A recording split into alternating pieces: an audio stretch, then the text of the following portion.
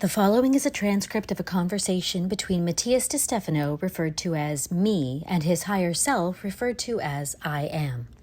Me. Today I went to the pyramid with all my intention to work on the details of my pancreas, since it is the physical aspect of the solar plexus, and instead of talking about insulin and food, thinking about what I should work in relation to my grandfather and his death by the pancreas, the word you told me was, fall in love. Why? I am. As well you know, the pancreas is the gland that generates the hormone insulin, which expands through the bloodstream in search of sugars, which it captures and metabolizes in order to be absorbed by tissues and processed by cells. This is how the body is nourished. Glucose, fructose, which in turn generates sucrose, all are essential nutrients for the body, because in their molecular division they deliver energy to the cell, which uses it to produce proteins and generate the basic reactions for life. For this reason, the pancreas is known as the organ of sweetness, since in its incessant search for sugars, it causes the need to consume chocolates and all kinds of sweet things that make the cells feel complete. At the soul level, that is, at the energetic level, the same thing happens with relationships. The solar plexus seeks sweetness in the environment, because to give food to the cells, the physical body, it needs that affection and love, which is essentially energy. This is why we tend to almost unconsciously relate the idea of romanticism and infatuation with sweetness and chocolates. Me. So someone with a pancreas disease is someone who doesn't know how to absorb that love, who doesn't produce insulin, or who has accumulated so much from not expressing love that their cells consume each other in the form of pancreatic cancer. Every disease of the pancreas, therefore, is related to the assimilation of energy, either by the division of the macromolecules of sugars, all types of carbohydrates, carbons with hydrogen bases, or by the energy that is produced falling in love.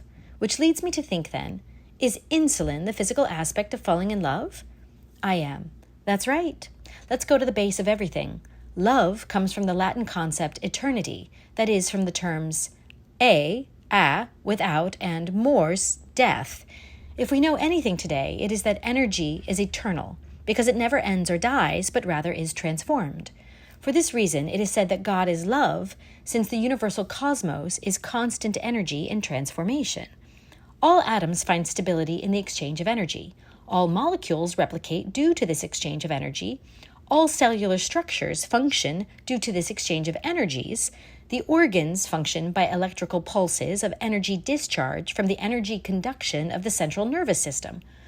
All bodies seek the heat that produces energy as a form of biological stability.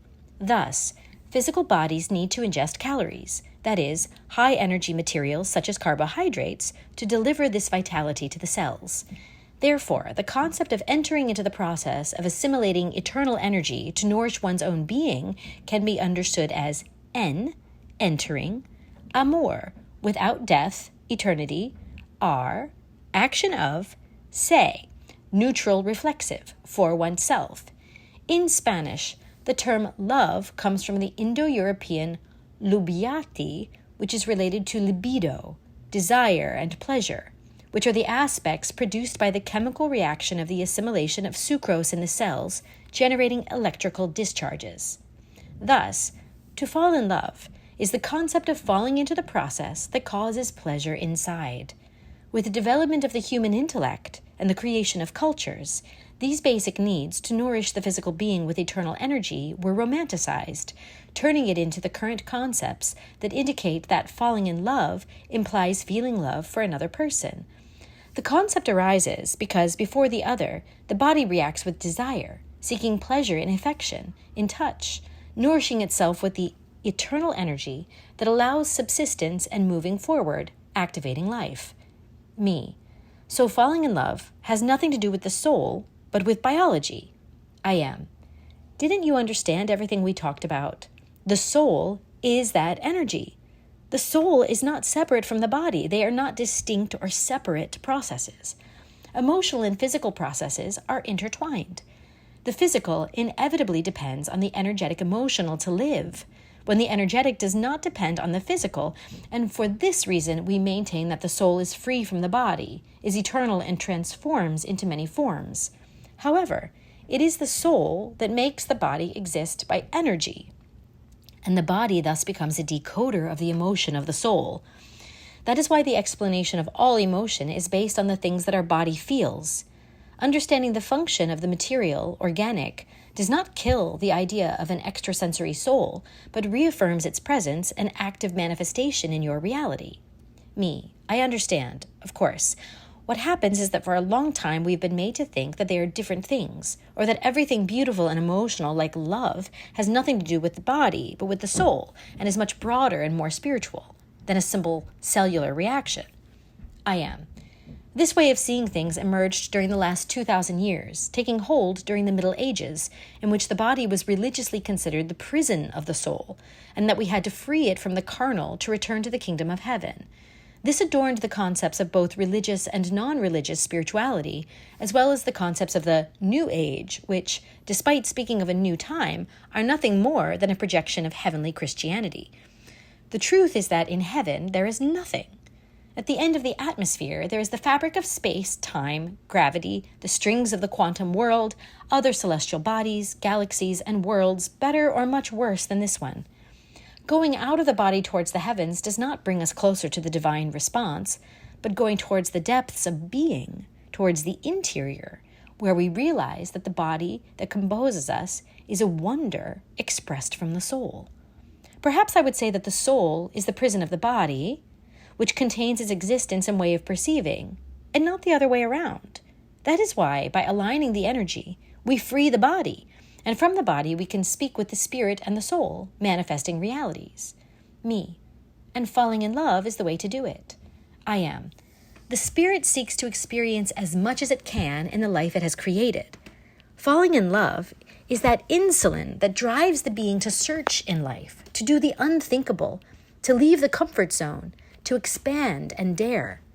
Falling in love transforms, makes the individual advance on the path of life. The insulin of falling in love seeks to trap carbohydrates, the sugars that you call love, in the blood flow of life. It uses love to generate energy in the body and create, expand cells, produce. And this is why the body feels to fall in love with the need to reproduce. The spirit, seeking to be born, begins the search for that energy in which it will find the nutrients to live. The sugars in the sperm nourish the ovum, the mother cell, so that multiplication occurs. So, out of love, find the other person who will give you the perfect genetic material for the production of a new being where the spirit will manifest. The love that is felt is optional. Me. What do you mean? I am. Falling in love is not the same as loving. Falling in love is part of a process that seeks an end, to obtain energy, either to reproduce in another life or to produce a project or action. Once that circuit is completed, one stops being in love because the search is over. But you can continue to create projects, which maintains the infatuation. When a couple stops looking for new projects that nurture energy, falling in love ceases to exist. And there I have two paths, either separate to look for a new focus of energy or live in unconditional love. The most normal thing is separation because life needs to keep moving forward. Culturally, this has been frowned upon for a long time, even as a failure in love. But from a biological point of view, it is not a failure. If the tree from which I get apples no longer bears apples, me. It's a very frivolous way of looking at love. I am. But practical. That is why you have the other form, unconditional love. Don't judge one if you have the other. They are different mechanisms. Unconditional love recognizes that love is eternal, and whether or not it is with that person as a compliment, it will give me the same way because I keep giving it, simply by recognizing that the other is oneself. Thus, I do not take it as someone to draw energy from, but as part of the forest of which I am a part. Thus, one opens to the world from unconditionality. The condition is always to wait for the tree to give you apples, to wait for it to give you energy, to nourish you with what you hope to receive. So you put a condition. However, unconditionally, you enjoy and honor the shade of the tree without judging the fact that it does not give you apples. You simply understand that its capabilities and attributes are now different. Me. So falling in love is the search for energy. It's the development process. It's the moment when insulin moves looking for the sugars in life. I am. And all this is awakened when you leave the idyllic and the imaginary to go to the concrete, looking for a focus where you can find the energy that drives you forward. Me, what you told me today, the first time you fell in love. I am. The first impulse that made you take the focus off your idols to have a special person who represents everything you feel and desire. It usually happens at puberty before you become a teenager, around the last years of the second 7 years, between 12 and 14 years old, although in some it can happen before too, especially in women who develop and evolve faster than men. Me, I remember my first strong crush was on my best friend. We were 10 or 11 years old.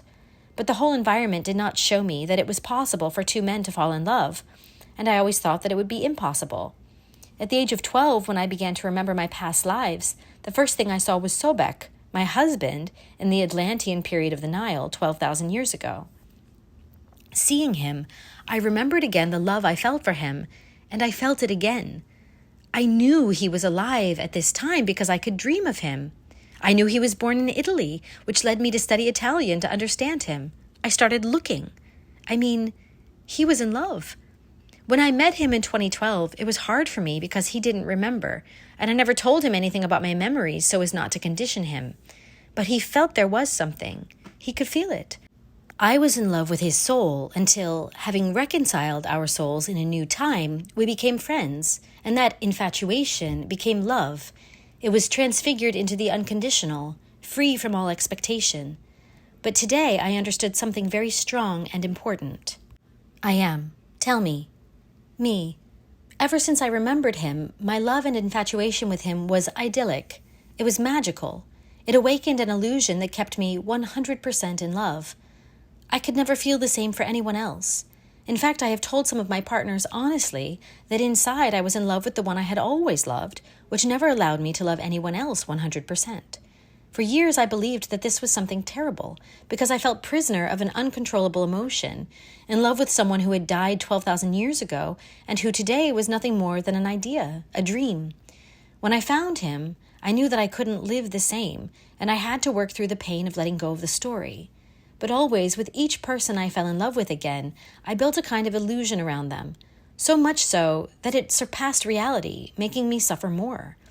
My friends told me that I usually fall in love more with the illusion than with the person, and today I understood why. My first two loves, the first that awakened love in my life, were impossible.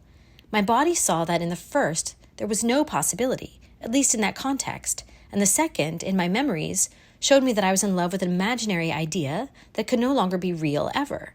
Still, I couldn't close myself to feeling it. It was the illusion that kept me in love all my life, creating, traveling, advancing, doing everything I did. I did a lot for him because of his words in front of the Sphinx. No matter how much time passes or how many bodies we have, I will always be there to accompany you. I projected this same illusion on others, and my infatuation led me to do things unthinkable at my young age. I realized that the illusion, instead of limiting myself, had expanded me, that being in love with something impossible had led me to do the impossible. All my relationships failed because I was focusing my love on the limitation of a single being, when I loved in another dimension. Understanding this, I felt a great release from the concept of illusion. I am. Well, now you have given meaning and purpose to your way of loving. The first loves of life, in puberty and adolescence, have defined our way of relating, loving, falling in love, moving forward and feeling. But also, those who have had traumatic memories of abuse, manipulation, of a relative who says the phrase, "I do this because I love you, you are mine," are all the approaches that someone can have to what it means to seek energy, which builds the idea of what love is.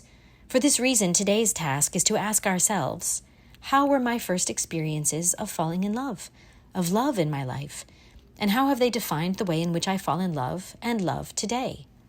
Me. Intense question. In our spiritual paths, we tend to talk a lot about love, but we all have a distorted vision of what it means, and we tend to project in the idea of love what we flee from or what we desire, but not what it really is. I am. Love is the eternal energy that every being needs to develop. It is your context that has shaped you to process that energy in one way or another.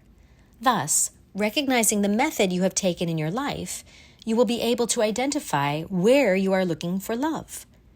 Me. I allow myself to fall in love by acknowledging where I fell in love from. I recognize what love means to me based on what I experienced in my childhood and adolescence. I am. Until you can be free and fall in love with yourself and eternity.